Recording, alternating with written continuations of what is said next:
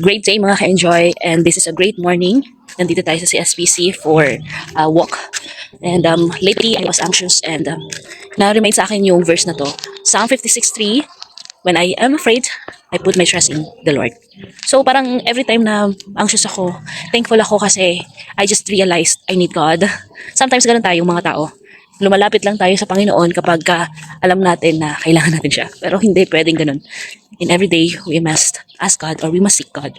And niremind ako ulit ni Lord doon, we must seek Him every day. Whatever the emotions you have right now, kung malungkot, masaya, kung natatakot ka, anxious ka, the more na pupunta ka talaga sa Panginoon, di ba?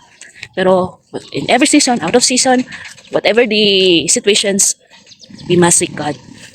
So, yun yung na-realize ko. We must trust God fully and we must put our faith to Him talaga. So, thank God. And my God is Jesus Christ. That's why my vlog is Jesus Only Yes. Because I really do believe He is my Savior. He is my God. He is my Lord. He is my everything. And I thank Jesus because He loves me.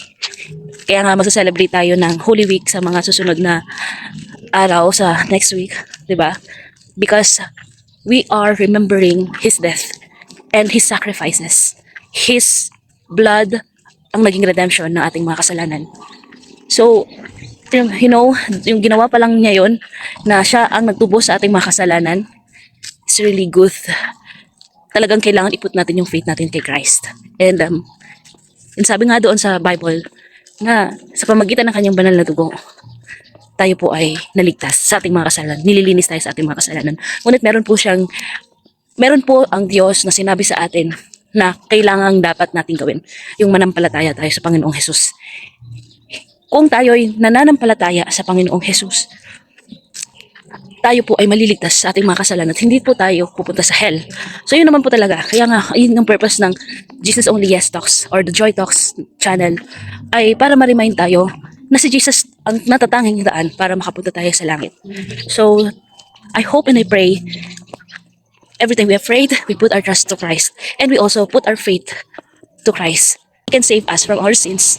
He can save us sa talagang destination natin na going to hell because the wages of sin is death. Ang kabayaran ng kasalanan ay kamatayan.